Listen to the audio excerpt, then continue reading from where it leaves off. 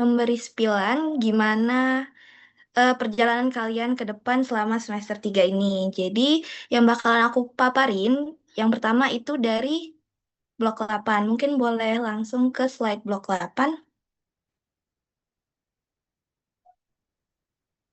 Oke, jadi selama blok 8, kalian akan memahami dari dua jenis, yaitu dari parasitologi dan juga mikrobiologi.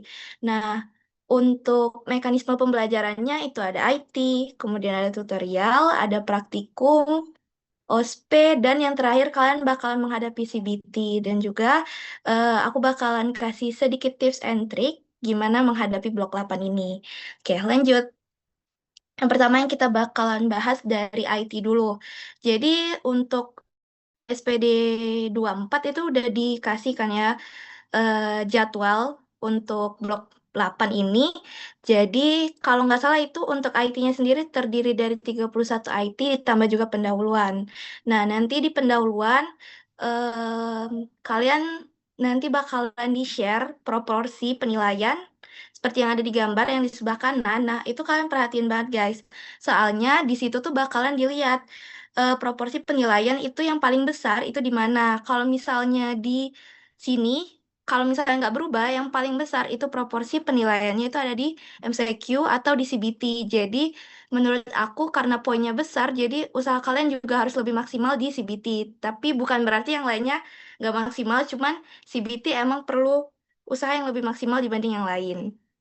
Terus untuk 31 IT tersebut itu hampir semuanya itu ada kuis. Dan kalau nggak salah itu hampir semua kuis juga berubah kuisnya karena emang dosen-dosen blok 8 itu emang rajin. Jadi emang perhatiin banget IT-nya gimana. Dan juga sebenarnya kalian bakalan bisa tetap jawab kuis kalau misalnya dengerin IT karena emang jawabannya emang di PPT itu tersebut. Kemudian kalau untuk jadwal kuliah, dia bakalan sesuai sama jadwal yang dikasih di awal perkuliahan. Kalau nggak salah tuh nggak ada yang misalnya hari ini seharusnya ada ITA, cuman reschedule itu nggak ada. Biasanya tuh jadwalnya sesuai dengan jadwal yang dibagikan pada awal perkuliahan. Terus di bawah aku juga ngasih kayak compile karena kuisnya emang banyak banget guys. Jadi kalian bisa baca-baca di sana, siapa tahu mungkin nggak berubah ataupun berubah juga nggak terlalu berbeda. Itu kalian bisa baca-baca untuk review. Boleh lanjut? Yang kedua itu ada tutorial. Disclaimer untuk tutorial untuk tahun 2023 dan juga tahun 2024 tahun aku itu berbeda. Dilihat di sini kalau tutorial A mikrobiologi kalau angkatan 22 itu bahasnya tentang Clostridium tetani, sementara angkatan kami itu bahasnya tentang cacing tambang. Begitupun di tutorial B yang bahas tentang parasitologi, cutting 22 itu Sarcoptes cabiai, Pediculus humanus capitis, sementara kami itu bahasnya tentang DBD. Jadi emang kayaknya tiap tahun tuh bakalan berubah, cuman entah apakah ada pola perubahan itu, cuma kalian bisa lihat antara skenario blok 8 tahun 2023 dan 2024 itu sudah aku cantumin contoh-contoh skenarionya dan juga disclaimer kalau misal kalian pleno itu jangan telat karena emang dosennya itu tepat waktu dan juga sebenarnya ini emang etikanya jangan telat sih. Cuman ini lebih ditekankan jangan telat pada saat pleno ataupun IT. Lanjut.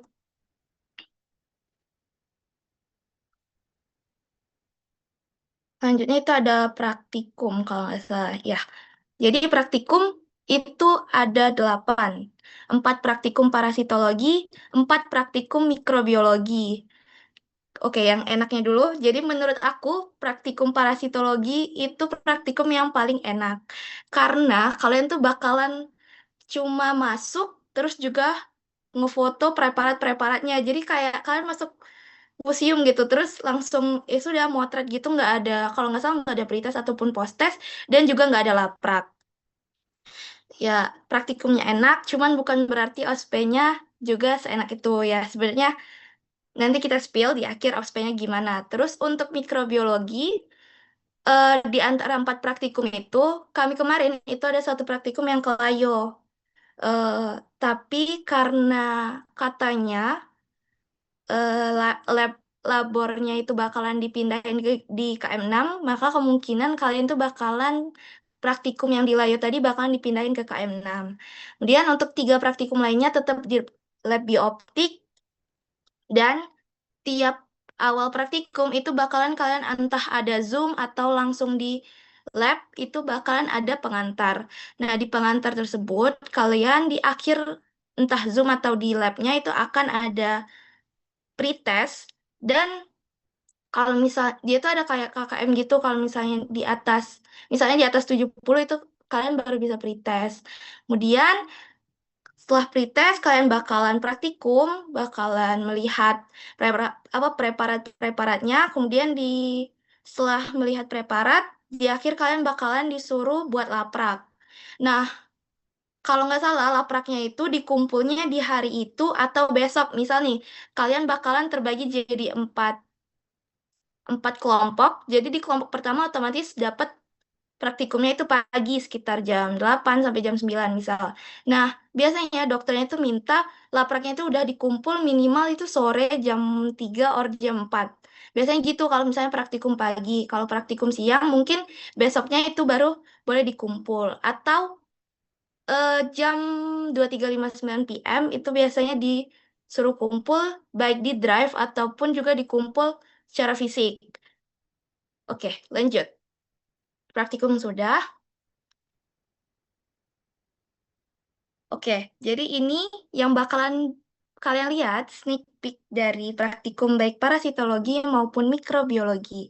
Sedikit banyak bakalan kalian jumpai semua ini. Lanjut. Oke, untuk CBT, kalau nggak salah CBT itu ada 100 soal, dan menurut aku soal antara 2022 ke 2023 itu ada banyak yang berubah. Dan juga eh, perubahannya itu lumayan beda. Contoh soal-soal yang baru itu kayak misal yang aku sebutin di sini yang di poin ketiga, itu emang ada di CBT. Kemudian ada beberapa IT yang emang dosennya itu baru, jadi otomatis eh, soal pun baru. Contohnya misal IT dokter Eriska, terus IT dokter Gita, itu emang baru di tahun berapa ya, di tahun 2022, cuman emang dokternya rajin jadi tiap tahun ya berubah soalnya.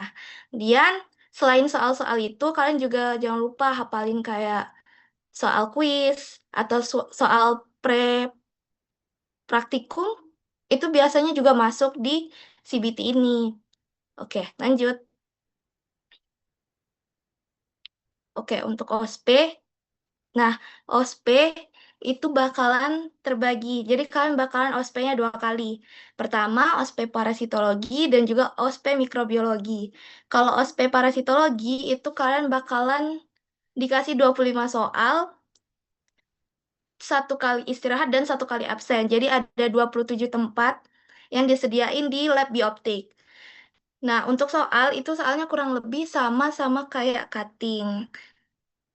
Terus untuk soal per soalnya, jadi satu soal itu ada 2 pertanyaan. Misalnya satu soal tuh 1A itu apa dan 1B itu apa. Biasanya antara dua pertanyaan itu ada 1 pertanyaan yang nanya tentang ciri-ciri. Jadi mau gak mau kalian tuh emang harus benar-benar hafal seluruh ciri-ciri dari parasit yang ada yang udah dipelajari di parasitologi ini. Minimal banget, minimal kalian hafalin 3 ciri-ciri, karena kalau nggak salah 3 ciri-ciri itu udah terhitung benar. Kemudian kalau mikrobiologi, jadi kalian bakalan dibagi, kalau nggak salah itu ada 6 sesi. Cuman di satu sesi itu bukan berarti kelas alfa dibagi 2, kelas beta dibagi 2, bukan gitu. Beneran diacak gitu loh. Jadi kita nggak tahu di satu sesi itu ada siapa saja. Dan tiap sesinya itu bakalan terdiri dari 10 soal yang berbeda. Jadi sesi 1 itu soalnya bakalan beda di sesi 2 dan sesi sampai sesi 6. Dan di hari yang sama, kalian bakalan remet apabila nilainya itu tidak mencukupi. Dan juga menurut aku kemarin tuh timer untuk soal mikrobiologi itu lumayan cepet. Kalau nggak salah tuh nggak sampai 1 menit per soalnya, antara 30 detik. Kalau nggak salah ya, kalau nggak salah gitu. Oke, lanjut.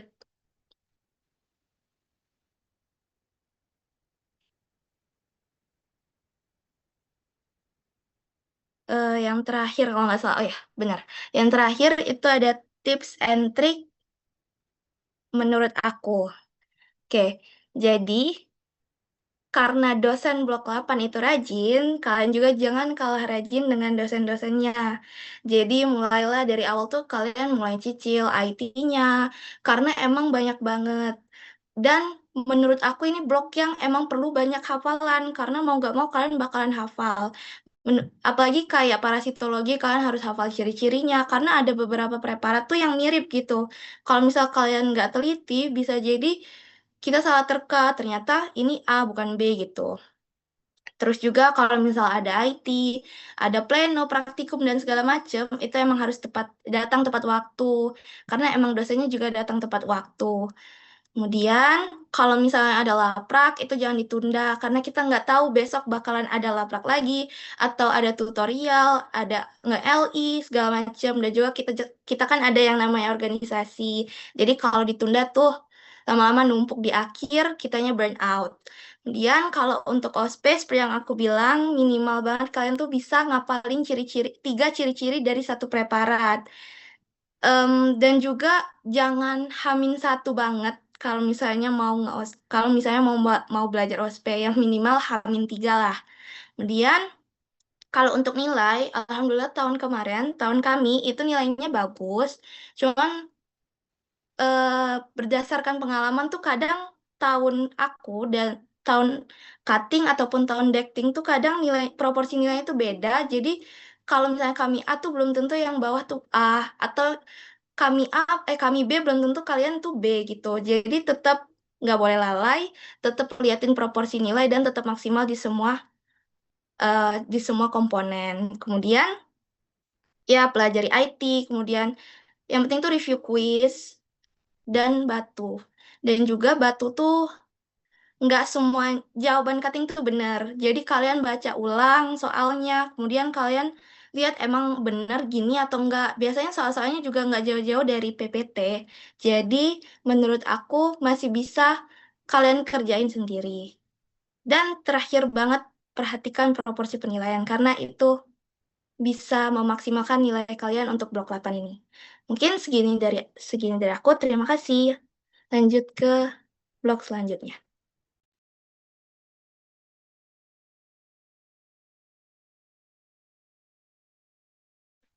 Oke, aku izin lanjut ya. Sebelumnya perkenalkan aku Ismi.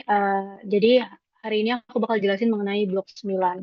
Nah, blok 9 ini itu judulnya adalah aspek biomedik, adaptasi tubuh, dan implementasi pada diagnosis fisik. Next slide. Oke, jadi aku jelasin terlebih dahulu. Jadi kalau misalnya di tahun 2023, blok 9 ini tuh ditempuh selama 2 minggu. Jadi 2 minggu, misalnya hari Senin ini kami mulai perkuliahan. Nah, minggu depan itu kami udah CBT. Tapi aku dengar-dengar tahun 2024 itu ada perubahan. Jadi kalau misalnya 2024 itu katanya ditempuh selama 1 bulan.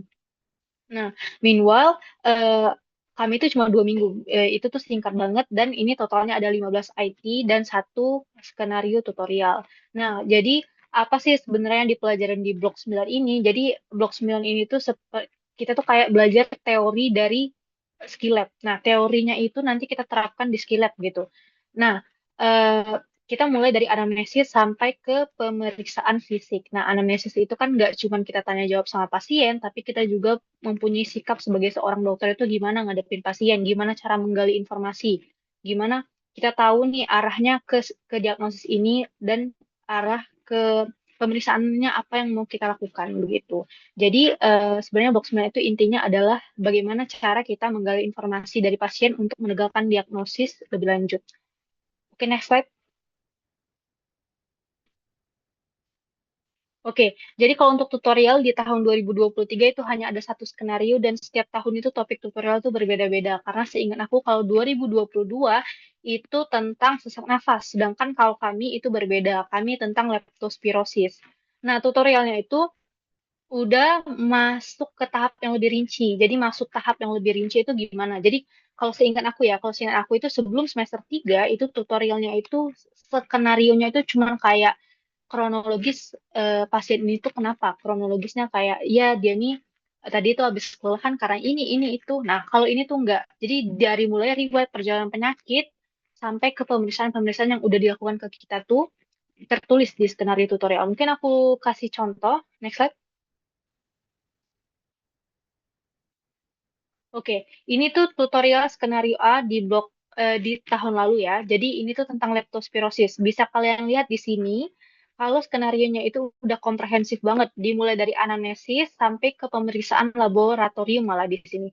Nah, di sini tuh nggak ada kesimpulan dari skenarionya kayak dia nih menderita apa. Jadi kalian yang akan menyimpulkan sendiri. Memang dari blok 1 sampai blok 11 itu kan kita masih di blok dasar ya guys. Blok klinis itu dimulai dari blok 13. Nah, tapi kalian itu meskipun masih di blok dasar, kalian udah tahu ini arahnya udah kemana. Nah, contohnya di sini. Tahun lalu itu kalau aku dokter tutor aku kemarin langsung nanya di hari pertama, ini kira-kira arahnya kemana? Kebetulan karena ini kami udah mempelajari blok 8 sebelum blok 9, ini ada kata kunci nih di sini karena dia bekerja karena dia sempat membersihkan selokan ketika banjir itu biasanya identik dengan leptospira. Makanya dia bisa jadi menderita leptospirosis. Jadi meskipun kalian belum boleh menegakkan diagnosis, tapi kalian udah harus tahu ini arahnya kemana. Dan di tutorial ini kalian lebih ke kayak nanti di learning issue-nya kalian bakal cari gimana cara menganamnesis, gimana caranya melakukan pemeriksaan fisik. Kayak di sini ada pemeriksaan fisik keadaan umum, gimana cara memeriksa tekanan darah seseorang, frekuensi nadinya gimana caranya ngitungnya, terus nafasnya gimana. Jadi kayak lebih ke tata cara. Next slide. Oke, kalau CBT sendiri ini sebenarnya kenapa langsung ke CBT karena ini sesingkat itu ya guys kalau di kami. Jadi ya sesingkat itu juga materinya. Jadi kalau misalnya CBT itu seingatku itu terdiri dari 120 soal. Tapi kalau nggak salah itu lebih ya guys karena sempat kami itu ada yang 140 soal. Aku lupa di blok apa. Kalau nggak salah emang di blok ini atau nggak tahu. Yang penting itu lebih dari 100 soal. Jadi nggak mungkin 100 soal ya guys kalau kami. Nah, setiap tahun itu beberapa soal berubah, tapi kalau seingat aku itu nggak terlalu banyak soal yang berubah dan bentuk soalnya itu fignet. Jadi fignet itu kayak soal cerita ya next slide. Nah, fignet tuh kayak gini guys. Jadi kayak ada soal cerita dulu, terus nanti soalnya apa gitu. Bisa jadi soal cerita ini udah ngasih tahu apa jawabannya, bisa jadi juga cuman sebagai cerita aja gitu, nggak nyambung juga sama soal. Nah, mungkin kita langsung next slide aja yang terakhir. Bukan, ini bukan yang terakhir. Jadi, next slide.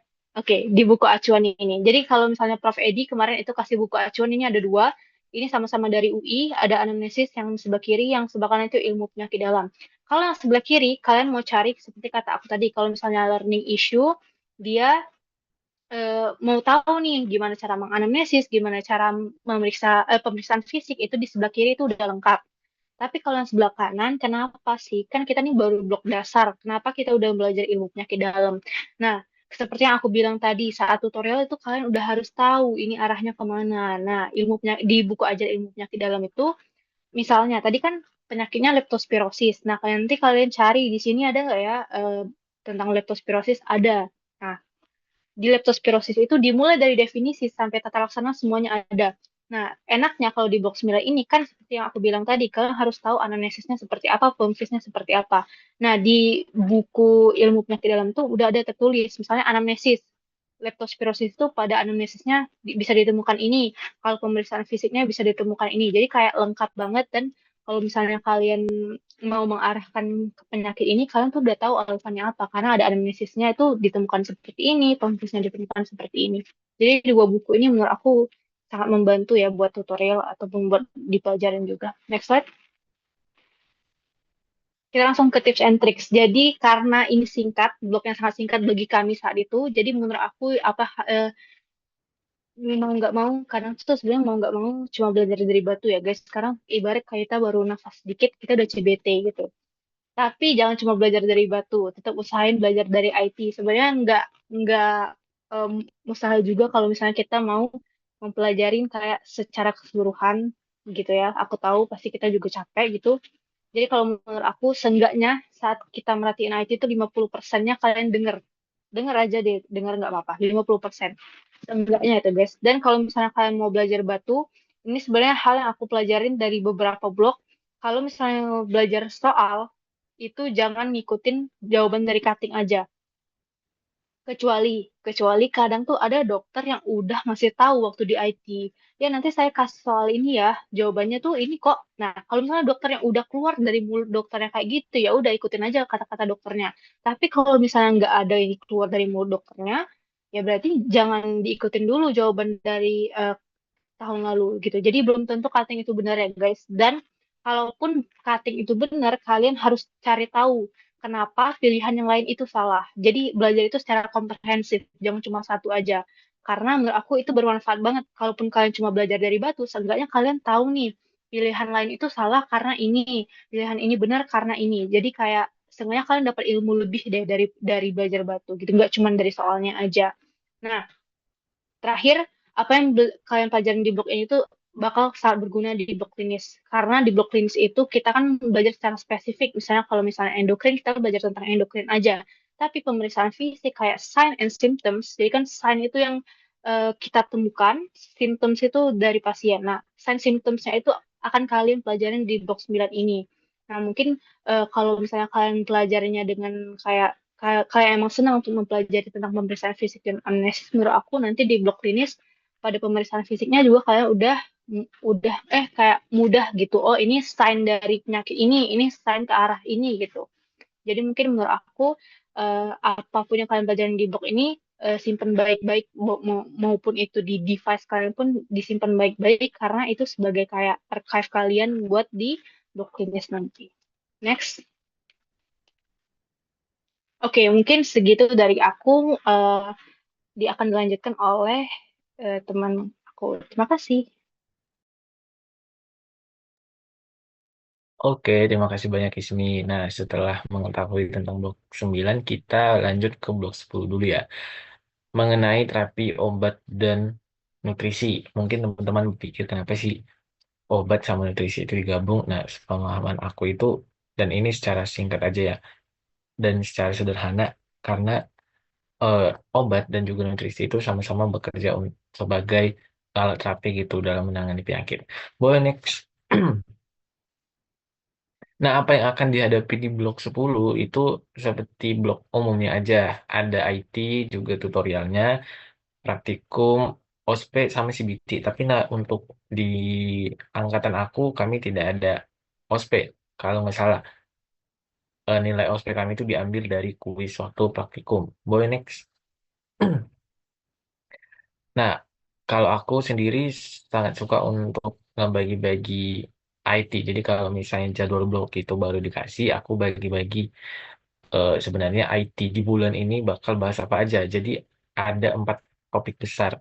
Yang pertama itu mengenai ilmu farmasi dasar atau fundamental farmasi. Nah, di sini nanti pokoknya teman-teman jangan sampai kelewat farmakokinetik sama farmakodinamik. Jadi nanti farmakokinetik ini bakal ngebahas mengenai absorpsi obat, kemudian juga distribusi, gimana metabolismenya hingga obat itu nanti keluarkan dari tubuh. Tapi kalau dia farmakodinamik, yaitu mempelajari gimana sih aksi obat ini terhadap tubuh. Nah, obat itu bisa ngasilin efek apa aja, seberapa kuat efeknya, dan juga eh, gimana nanti obat ini bisa berikatan pada targetnya. Kemudian ada IT mengenai dosis, cara dan waktu pemberian obat. Nah, ini juga penting banget karena nanti bakal kepake sampai lulus malah ya, mengenai cara pemberian obat dan juga dosis. Jadi ini nanti dipelajarin. Nanti obat ini harus diberikan via apa, apakah oral ataupun topikal dan segala macam. Kemudian juga yang terakhir itu ada bentuk sediaan obat sebenarnya untuk IT benoksiden obat ini sangat banyak, tetapi nanti secara sederhana teman-teman bakal pelajari kenapa sih ada obat yang harus diberikan dalam bentuk tablet, kemudian kenapa harus lewat kapsul, kenapa anak-anak harus minum sirup gitu, dan lain-lain. Boleh next? Nah, ini contoh salah satu screenshot dari tujuan pembelajaran IT yang ini ya, dosis obat. Jadi nanti teman-teman bakal hitung dosis obat. Mostly yang paling ribet itu ngitung dosis obat buat anak dan bayi karena itu beda berdasarkan ada yang berdasarkan berat badan, ada yang berdasarkan luas permukaan tubuh dan lain-lain. Boleh next? Kemudian ada juga IT yang akan membahas mengenai obat berdasarkan indikasinya. Maksudnya adalah obat tertentu atau golongan tertentu itu dipakai untuk menangani penyakit apa saja. Jadi nanti teman-teman mungkin bakal belajar obat untuk eh, digestif, kemudian ada juga golongan-golongan antibiotik, ada obat-obat histamin dan juga antihistamin. Kemudian nanti di klasifikasinya juga aku masukin mengenai dasar terapi rasional.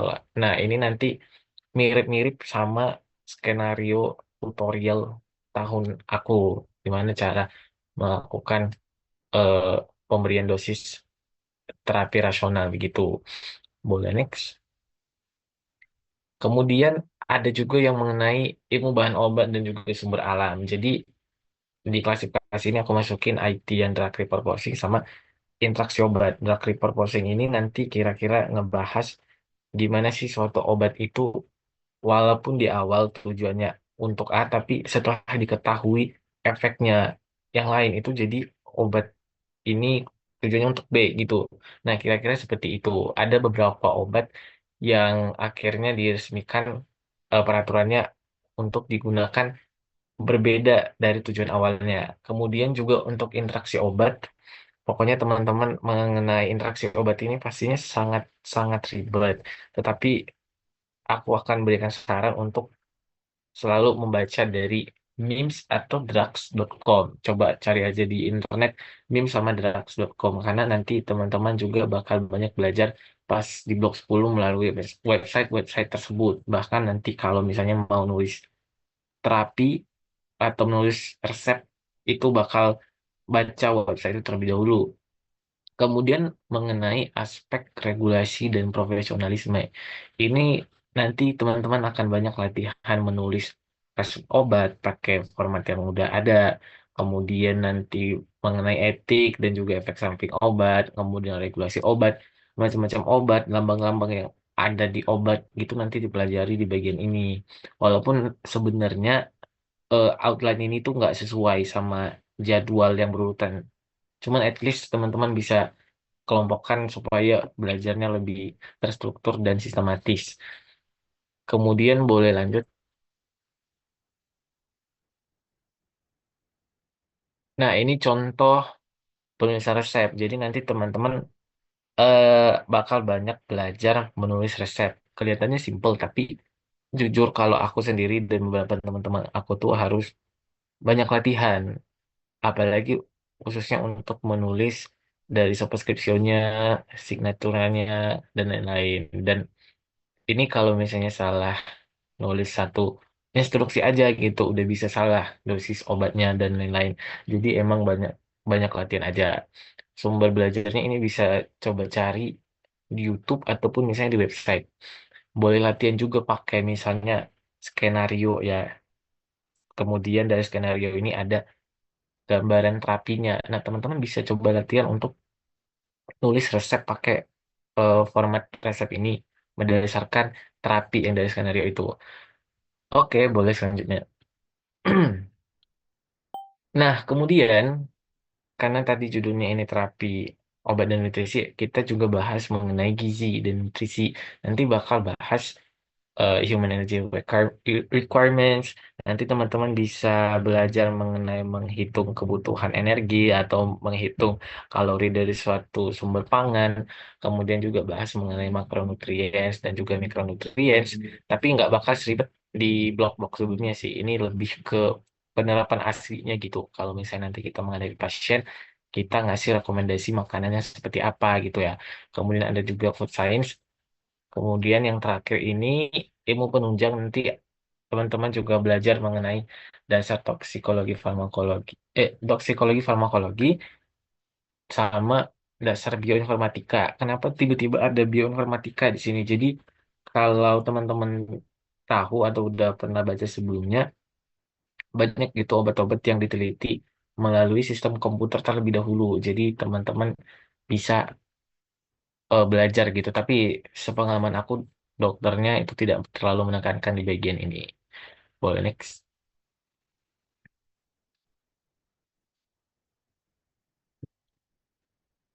Nah, jadi aku mau ngasih sumber-sumber belajar untuk Blok 10, ada buku, kemudian juga website, YouTube rekomendasi dari aku pribadi, IT dan juga Batu tentunya. Boleh next.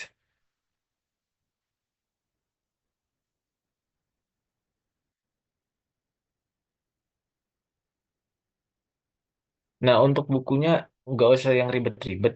Ada dua buku utama yang aku rekomendasikan. Yang pertama itu General Principles of Pharmacology sama Basic and Clinical Pharmacology. Untuk yang buku di sebelah kiri ini, General Principles of Pharmacology, aku saranin buat teman-teman yang mau baca secara simple gitu. Kalau nggak mau yang ribet-ribet dan juga mau langsung latihan soal. Karena di dalam buku ini ada langsung latihan soal dan juga pembahasannya yang lengkap. Kalau mau lebih dalam dan lebih umum dipakai sama dokter-dokter itu buku yang Basic and Clinical Pharmacology. Aku punya PDF keduanya kalau mau nanti aku kirimin atau bisa PC ke aku aja. Boleh next. Nah, untuk YouTube recommendation kesayangan kita semua ada Ninja Nerd. Teman-teman juga udah pasti sering nonton Ninja Nerd ya. Kalau Ninja Nerd ini ngejelasinnya itu lebih secara mekanisme, bahkan digambarin juga ilustrasi mekanisme kerja dari obat-obat tertentu. Jadi untuk teman-teman yang emang sangat audiovisual gaya belajarnya itu cocok untuk nonton video yang ini. Cuman emang kurang holistik aja. Boleh next.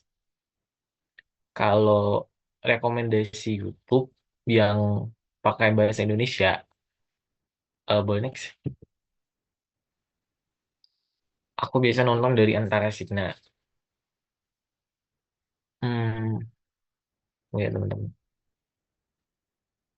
Nah, untuk channel YouTube yang satu ini memang aku akui bahwa nggak terlalu bisa nangkep konsep dari mekanisme kerja obat itu sendiri. Tetapi kalau misalnya teman-teman udah tinggal recall-recall nih, udah tinggal ingat-ingat ulang materi mengenai obat-obatan, itu bisa datang ke channel ini karena dia ngebikin banyak video mengenai jembatan keledai dari obat-obatan. Jadi teman-teman kalau emang mau menghafal bisa lebih cepat. Boleh next. Untuk website sebenarnya aku nggak menggunakan banyak website ya kemarin. Kalau mau latihan soal aja bisa ke pharmafacts.com karena di sini soal-soalnya juga nggak susah, nggak banyak juga, jadi nggak gumoh ngerjainnya. Tapi tetap pakai batas waktu sehingga dapet pressure-nya gitu kalau mau latihan sebelum CBT. Boleh selanjutnya. Nah, untuk praktikum dibagi dua, ada praktikum farmakologi sama praktikum gizi. Seperti yang teman-teman bisa baca di sini, praktikum farmasi ya yang lebih banyak. Nanti teman-teman bisa langsung praktik membuat berbagai jenis sediaan obat. Kalau tahun lalu kami di Layo, mungkin teman-teman angkatan 24 akan di kampus KM6. Boleh next. Kemudian untuk praktikum gizi, jujur ini kemarin sangat-sangat seru. Karena kita dibagi per kelompok dan ini melaksanakannya menggunakan sistem pos to pos. Bahkan eh, dokter Amel itu nyediain bahan pangannya langsung gitu. Kayak misalnya teman-teman itu ada Indomie ya di meja. Kemudian nanti kita ikutin aja pokoknya instruksinya, nge-scan suatu file atau lokasi file. Kemudian kita nanti isi link Canva yang diberikan sama dokternya mengenai apakah ada pertanyaan gitu atau kendala mengenai materi-materi yang dilaksanakan di praktikum. Pokoknya suruh dan nggak ada pressure sama sekali. Karena saya ingat aku untuk OSP yang gizi itu nggak ada. Sedangkan untuk OSP yang farmakologi itu kayaknya pakai nilai dari kuis. Jadi nanti setiap masuk ke lab nanti bakal ada kuis true or false yang dibacain, kemudian langsung kita tulis true or false-nya. Boleh selanjutnya. Nah, itu terkait examination ya, boleh next aja. Kemudian karena ospek tadi cenderung aman dalam tanda kutip, aku mau bahas CBT aja. Jadi aku udah melakukan analisis terkait soal-soal CBT yang dihadapin sama angkatan aku tahun kemarin. Ini yang high yield aja, yang kemungkinan besar itu bakal keluar lagi karena materinya juga cenderung prioritas gitu. Jadi yang pertama ada mengenai farmakoterapi dan juga interaksi obat. Teman-teman, jangan lupa pelajarin interaksi antara obat dengan makanan ataupun bahan-bahan lain. Kemudian juga efek samping obat, kemudian juga pemilihan obat gitu untuk kasus klinis. Sebenarnya eh, untuk pemilihan obat berdasarkan kasus gitu nggak terlalu dalam. Nanti bakal dipelajari di blok-blok berikutnya. Cuman ada aja gitu soalnya. Kayaknya aku saranin di sini coba pelajarin yang antibiotik ataupun obat-obat asma. Itu IT-nya Pak Sadakata. Nah, itu jangan lupa dipelajari berulang kali. Kemudian farmakologi dasar mengenai farmakodinamik sama farmakokinetik karena ini dua topik yang sangat-sangat utama di blok 10.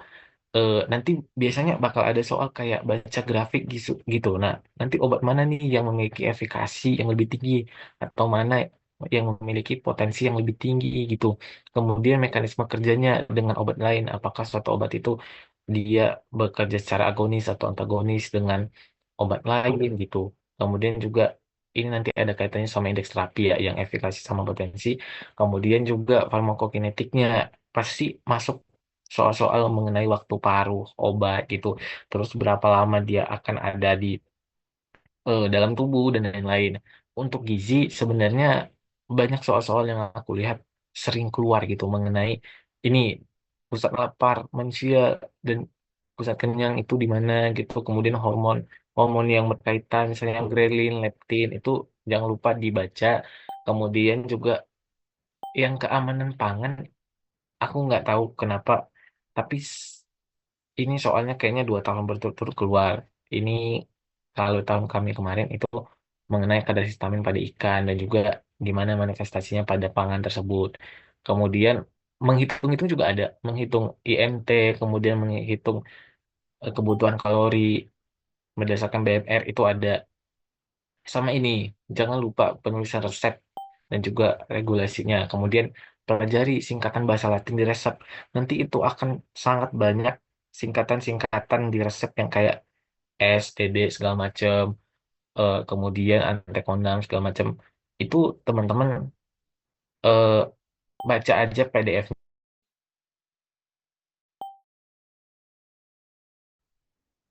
Boleh PC aja karena aku juga simpen PDF-nya kumpulan dari singkatan-singkatan bahasa Latin yang harus dipakai di resep. Jangan lupa juga untuk latihan menghitung dosis, terutama untuk anak. Kalau untuk dewasa biasanya udah ada fix dosnya atau dosis yang fix gitu, jadi nggak perlu diganti-ganti berdasarkan pasien. Boleh next. Nah, oke. Jadi gimana sih cara belajar untuk farmakologi sama gizi ini? Sebenarnya itu simple aja. Yang pertama itu understand the concept.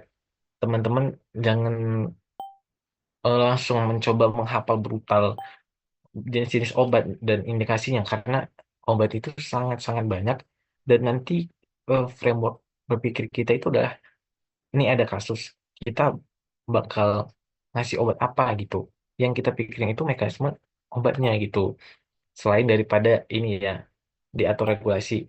Jadi teman-teman kalau bisa untuk tiap obat itu apalagi yang sering digunakan di klinis dipelajari dulu bagaimana mekanisme kerjanya. Mungkin kalau mau yang benar-benar jelas itu dengerin aja IT-nya dokter Ayesah. Pokoknya kalau beliau ngajar mengenai mekanisme kerja obat, itu dengerin karena benar-benar jelas dan juga komprehensif gitu. Jadi enak belajarnya, belajarnya itu nyambung, nggak menghafal buta. Nah, tapi ada aja kondisi-kondisi di mana kita tuh perlu tahu namanya gitu loh. Jadi bisa pakai jembatan keledai ataupun pakai mnemonik. Saran dari aku kalau misalnya bikin jembatan keledai itu yang masuk akal. Jadi yang berkaitan sama kasus sehingga nanti teman-teman tuh nggak cepet lupa sama jembatan keledai yang dibikin sendiri. Kemudian classify. Ini cara yang paling logis menurut aku karena eh, obat tuh bisa aja namanya sama berdasarkan golongannya. Misalnya ada yang akhirannya olol-olol itu buat apa? Kemudian apalagi untuk yang obat-obat antibiotik itu biasanya kalau mekanisme kerjanya sama itu dia nanti akhirannya itu akan beda, akan sama juga. Jadi itu mempermudah teman-teman untuk menghafal. Kemudian juga karena ini banyak materi yang cenderung harus ingat nama gitu, harus sering-sering berlatih ya dengan active recall ataupun dengan latihan soal. Sebenarnya dari aku sekian, good luck buat teman-teman yang mau menghadapi blok 10 ke depannya. Aku berikan ke teman yang akan lanjutkan materi. Terima kasih.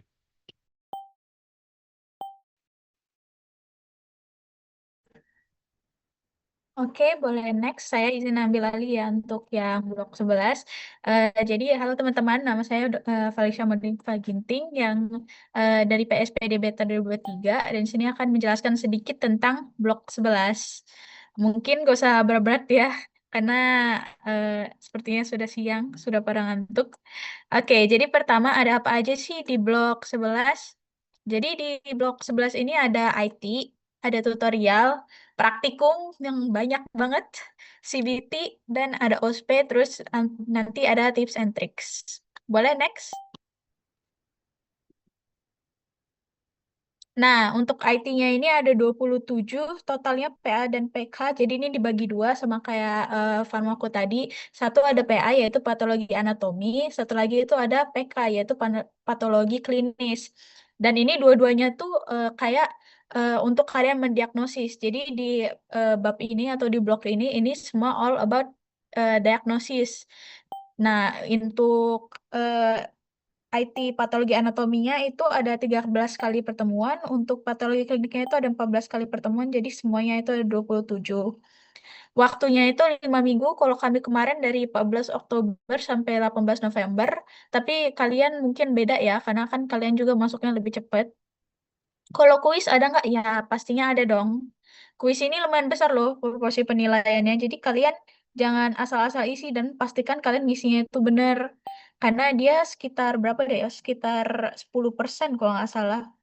Itu kan udah lumayan banget untuk kuis. Untuk tapi nggak semua IT ada kuis sih.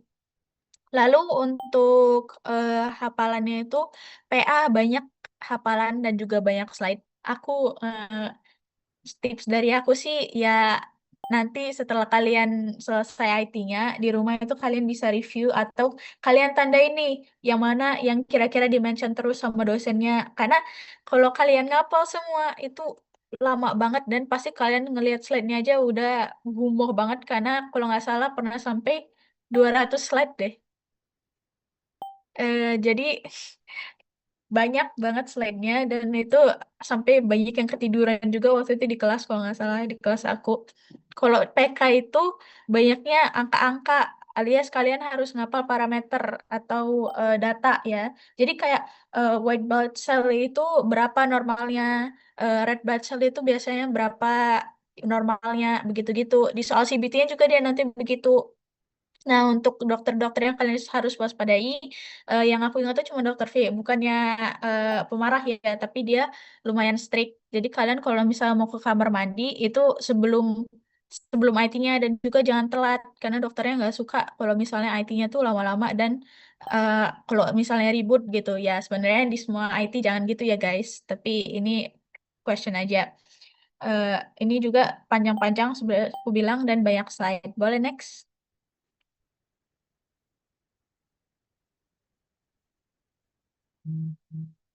Duh, bentar ya, ini kayaknya koneksi operator sedang tidak baik. Next, kalau nggak salah itu, nah ini IT-nya guys. Jadi kalian bisa lihat ada seberapa banyak IT-nya ini. Ini nama dokter-dokter yang akan mengajar, mungkin bisa diganti. Dan di angkatan kami itu ditambah satu IT. Sebelumnya itu ada 26 deh kalau nggak salah IT-nya. Di kami ditambah satu, jadinya 27. Boleh next? Tuh dibedain per PA sama PK. Banyak kan yang PA untuk IT-nya. Nah, ini untuk PK tuh dia ditambah 1 jadinya ada 27. Dan ini semua, kalau yang PK menurut aku lebih mudah dihafalin sih ya, karena dia sedikit dan juga apa ya, informasinya itu lebih ke angka-angka. Tapi kalau misalnya untuk PA itu gambar semua. Jadi kalian ya puas-puas lah ngeliat ungu-ungu itu. Boleh next. Selanjutnya ada tutorial dulu. Jadi tutorial ini ada 2 skenario. Skenario kami berbeda dari tahun sebelumnya, jadi kemungkinan kalian juga beda. Nah, di skenario kami itu ada HIV. Nah, tapi sekali lagi ini dia lebih ditegaskan ke eh, cara diagnosisnya. Nanti kalian dikasih ini ada darahnya hitungannya berapa, terus ada virus countnya itu ada berapa, dan juga kalian harus udah nggak dikasih tahu lagi guys diagnosisnya apa. Jadi kalian harus diagnosis dan diagnosis banding jangan lupa itu harus kalian cari tahu sendiri. Terus kalau nggak salah kalau aku ngeliat di tahun kami itu skenarionya ada yang harus minta informasi tambahan guys ke dokternya. Jadi kalian benar-benar pas tutorial tuh harus minta kayak, "Dok, ini informasi tambahan, apakah ada informasi tambahan?" Terus hati-hati nih, biasanya kalau misalnya dokternya agak strict, dia nanti minta nih informasi tambahannya apa aja yang kalian mau.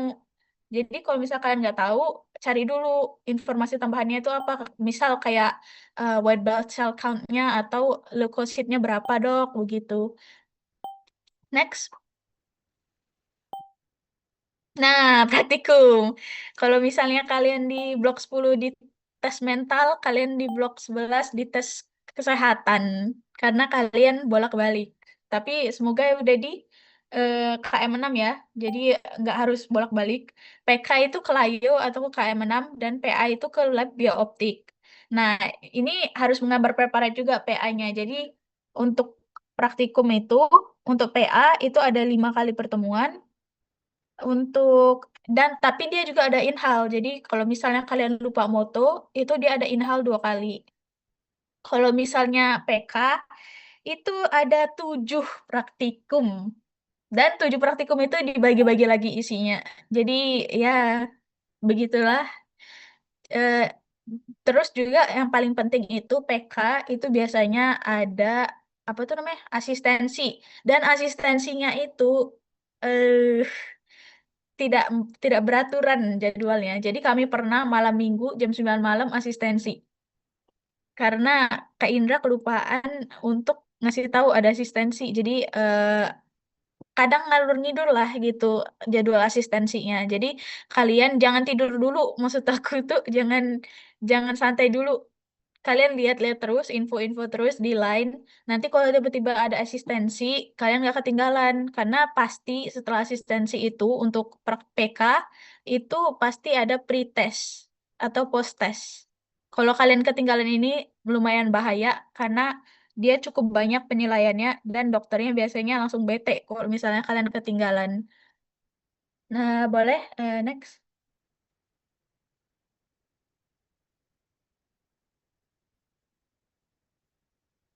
Nah, kalau misalnya kalian lupa pre atau post, kayak waktu itu teman aku pernah lupa, itu nanti kalian disuruh kerjain di lab, di kertas, dan soalnya didiktein.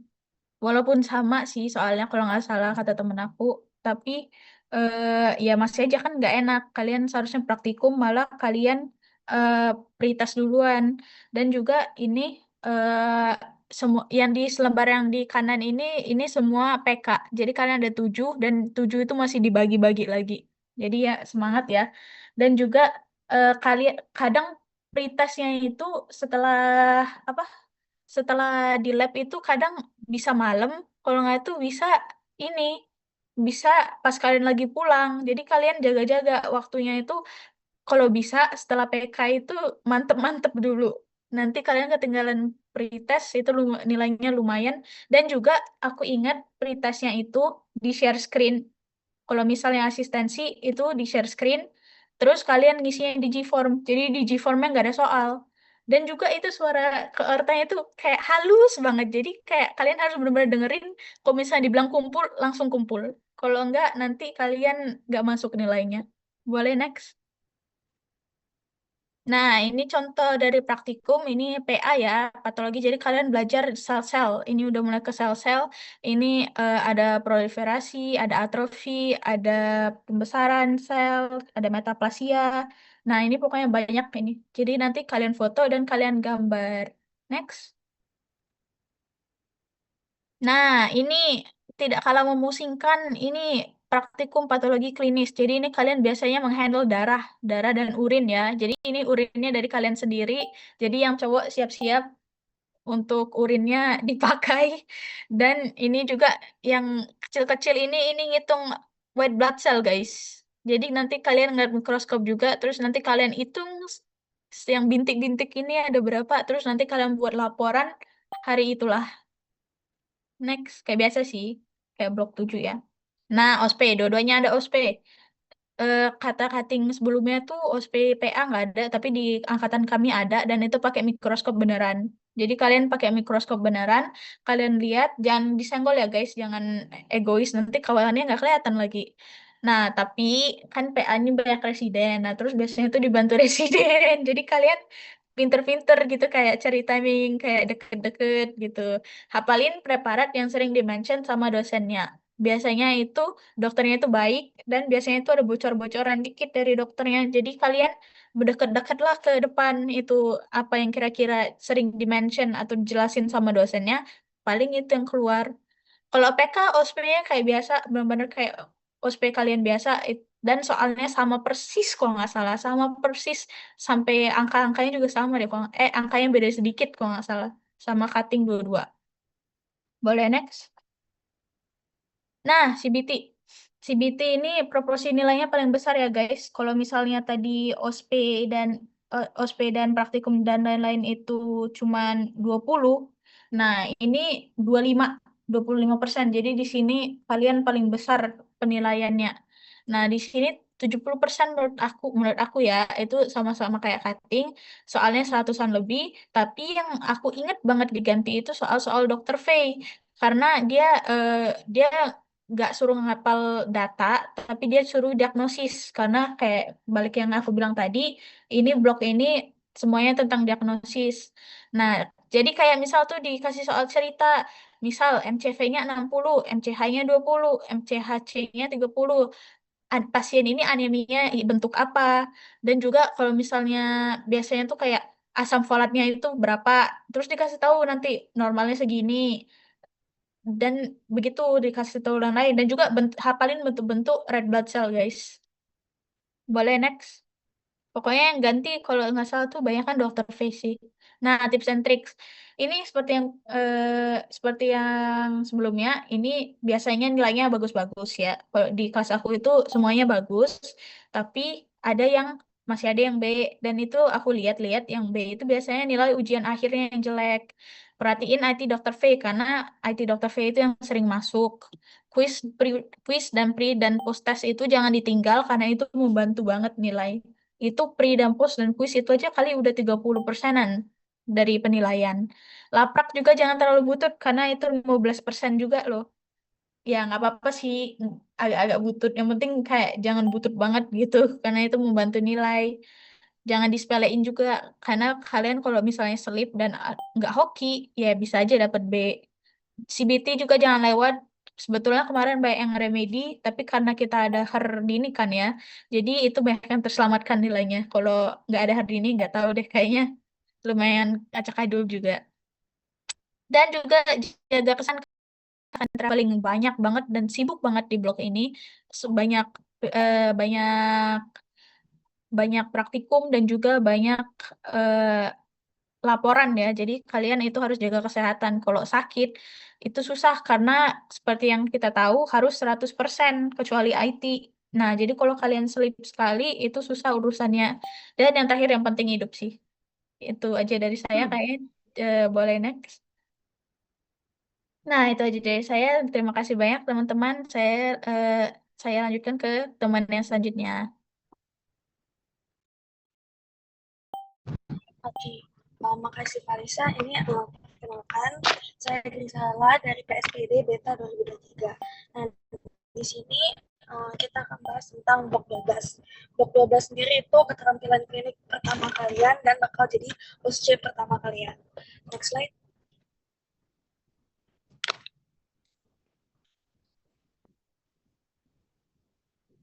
Nah, jadi untuk jadwalnya sendiri itu bisa dilihat di layar ini untuk jadwal kami.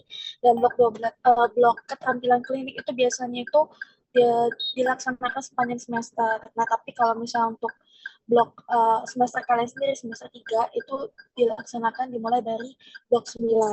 Nah, ini jadwalnya itu totalnya itu untuk blok 12 itu ada 12 skill lab. Nah, next slide. Nah, untuk skill lab-nya sendiri itu, mekanismenya itu akan dibagi jadi 2 sesi. Jadi kalian tuh bakal ada yang sesi 1 dan juga sesi 2. Bedanya itu cuman jam mulainya aja. Sesi 1 tuh lebih awal 7.30 dan sesi 2 tuh 8.30. Dan biasanya itu akan ada pengantar sebelum skill lab. Nah, terus setelah pengantar, kalau misalnya udah selesai, kalian akan masuk ke ruang skill lab berdasarkan kelompok yang udah dibagi. Nah, satu kelompok tuh biasanya 10-15 orang. Di sini nggak bisa kita pilih sendiri karena akan secara random. Nah, setelah itu, di dalamnya itu bakal ada dosen pembimbing di setiap ruangan skill lab. Nah, dosen pembimbing juga random, jadi kalian nggak bisa pilih. Nah, lalu nanti akan coba juga tergantung dokternya sih. Jadi nanti kalau kalian udah masuk ke ruangannya itu, bisa kalian cobanya tuh kayak perwakilan aja atau satu persatu maju untuk coba lakuin anamnesis segala macam sekiranya benar-benar gitu. Next slide. Nah, untuk OSCE sendiri, yang pertama kali ya dimulai di akhir semester 3, sekitar bulan November akhir sampai Desember. Nah, itu kalau cutting tuh dilaksanakan 2 hari, tapi kami kemarin itu cuma 1 hari. Jadi ada 2 sesi gitu, pagi dan siang. Nah, yang diujikan itu hampir semua materi skill lab di semester 3.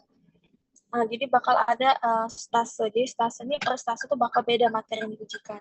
Dan bakal ada jalur-jalur. Nah, nanti kalian tuh bakal dibagi ke berbagai jalur dan setiap jalur tuh dokter pengujinya berbeda-beda. Misal jalur 1 tuh stase 1 dokter A, jalur 2 stase A tuh dokter B gitu. Beda. Nah, terus yang harus dibawa itu jas lab, kartu praktikum, lanyard KPM, kartu CBT, pena, dan juga jangan lupa gunting kuku. Dan untuk perempuan non hijab itu jangan lupa dikuncit rambutnya. Next. Nah, untuk materinya ini yang kami kemarin, untuk pagi itu untuk anak kami nentuin status gizi berdasarkan TB dan BB pakai tabel WHO atau CDC.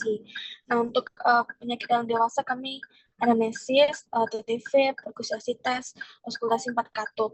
Nah, tapi nanti itu bakal jelasin oleh teman aku tentang mekanisme daripada OSCE sendiri. Cuman di PDL dewasa ini hati-hati karena nggak di PDL dewasa doang sih, di setiap fase tuh kadang kalian tuh disediain barang yang kalian tuh nggak pakai, jadi jangan keliru ya, kalian baca benar-benar dari soalnya. Terus bagian siang tuh ada antropometri dewasa, kemarin kami ada lila, dan juga ada flebotomi. Nah, tahun kemarin itu nggak ada resep obat, karena kami dikasih tugas kelompok aja. Tapi tetap dipelajari karena tahun angkatan 22 itu masuk untuk resep obatnya. Nah, untuk skill psikologi itu nggak diujikan di OSCE, jadi ambil nilai itu dengan kita buat tugas video gitu. Next.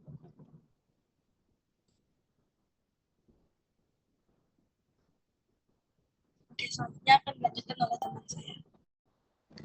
Oke, aku izin lanjutin ya. Sebelumnya kenalin, nama aku Bianca, aku dari PSPD Beta 2023 juga. Oke, jadi yang pertama-tama OSCE itu mekanismenya tuh biasanya ada 4 stase. Jadi kami selama ini juga OSCE udah kayak 3 kali kalau nggak salah kami udah OSCE, dan itu tuh sama-sama semuanya 4 stase. Nah, di stase-stase ini tuh ada jalur-jalurnya tersendiri. Kalau kami biasanya tuh ada 7 jalur totalnya. Dan OSCE itu mostly 5 menit doang. Kecuali kayak yang tadi penyakit dalam dewasa dan juga anak, waktu itu kami 12 menit karena benar-benar sebanyak itu. Dan juga kayak apa sih yang harus kalian lakuin pas OSCE? Jadi misalnya OSCE udah bell nih. Bell, kalian bakal disuruh masuk, ketok aja pintunya. Terus kayak, iya selamat pagi dokter, saya izin baca soal ya dok. Terus baca soal, langsung ngomong aja ke dokternya. Ya dok, saya izin untuk melakukan tindakan. Jangan lupa juga kasih kartu ujian kalian. Pas kalian udah selesai ngelakuin tindakannya, ngomong terima kasih ke dokternya. Terima kasih dokter, terima kasih bapak ke probanisnya. Dan juga misalnya masih ada waktu di situ di ruangan itu, ya udah duduk aja dulu. Biasanya kalau dokternya baik bakal ngajak cerita-cerita, tapi kalau dokternya diem ya udah kalian juga diem aja, dan kalau udah bel lagi kalian keluar. Oke, next slide. Oke, ini tips and trick-nya. Pertama-tama, yang pasti jangan lupa banget cuci tangan dan pakai alat pelindung diri. Ini tuh berupa handscoon biasanya. Dan handscoon-nya itu kalian pakai aja sebelum masuk ke ruangannya. Kecuali ada dokter-dokter tertentu yang mau ngelihat kalian pakai handscoon di depan matanya banget. Tapi dikit banget dokter gitu. Jadi di dalam kalian tinggal ngomongin aja. Walaupun kalian udah pakai handscoon, tinggal ngomongin aja kayak, saya akan memakai alat pelindung diri gitu. Dan yang kedua itu hafalin banget 5 checklist teratas yang aku taruh di sebelah kanan, itu yang kayak mengucapkan salam dan sebagainya itu. Karena itu tuh memang poinnya itu nggak terlalu gede, tapi sayang banget kalau kalian kehilangan ada di semua checklist OSCE. Lalu misalnya belnya bunyi, kalian itu harus langsung keluar walaupun kalian belum selesai. Karena kalau kalian tetap di situ, yang pertama, waktu kalian untuk ngelakuin tindakan di stase selanjutnya itu bakal berkurang. Dan yang kedua, waktu teman kalian yang bakal masuk habis kalian tuh bakal kurang gara-gara kalian tetap mau di stase itu. Jadi jangan egois ya guys, nggak boleh gitu. Lalu yang selanjutnya itu selalu latihan pakai timer. Kalau aku sama temen aku biasanya kami kayak pre-OSCE itu selalu latihan pakai timer, dan sebisa mungkin sebenarnya kami usahain ada spare waktu kayak 1 menitan. Kalau nggak bisa 1 menitan ya paling 15 detik, 30 detik, karena itu tuh bakal kalian gunain untuk moving antara satu stase ke stase lainnya. Jadi kayak yang aku ngomongin 5 menit tadi itu tuh termasuk waktu perpindahan dari stase satu ke stase lain. Bayangin kalau kayak room antar room kalian tuh jauh, jadi kalian harus lari. Jadi nggak mungkin bisa kalian pas-pasan banget 5 menit gitu. Nah, selanjutnya yang kayak aku bilangin juga tadi, ada 7 jalur biasanya. Tapi nggak tentu juga. Biasanya tuh ada lebih banyak, bisa juga lebih sedikit. Nah, jalurnya ini kalian tuh jangan sampai salah. Karena misalnya kalian salah jalur, ya udah salah juga, salah masuk stase lagi. Nggak mungkin kan mau dua ke double gitu. Misal kalian bingung, kayak aja nanti ke kakak portanya, kayak misalnya ada, bisa kalau di situ ada Kak Tona atau Mbak Destri, tanya aja, Kak, abis ini aku kemana? Gitu. Biasanya langsung dijawab, jadi kalian nggak salah tempat. Dan selanjutnya, ini menurut aku paling penting, mostly ada di checklist, dan nggak semuanya sih, mostly, tapi nggak semuanya, saya akan berada di sebelah kanan pasien, selalu bilang itu, karena rata-rata kayak pemeriksaan tuh kalian harus berada di sebelah kanan pasien. Nah, selanjutnya tadi kayak kata Gisel, jangan tertipu alat guys. Misalnya kalian cuma disuruh ngecek heart rate di arteri radialis, tapi di situ ada tensimeter. Kalian nggak usah hirauin tensimeternya gitu. Nggak disuruh cek TD kok di soalnya, berarti ya udah skip aja gitu. Next slide, kalau nggak salah habis deh. Oke, thank you semuanya.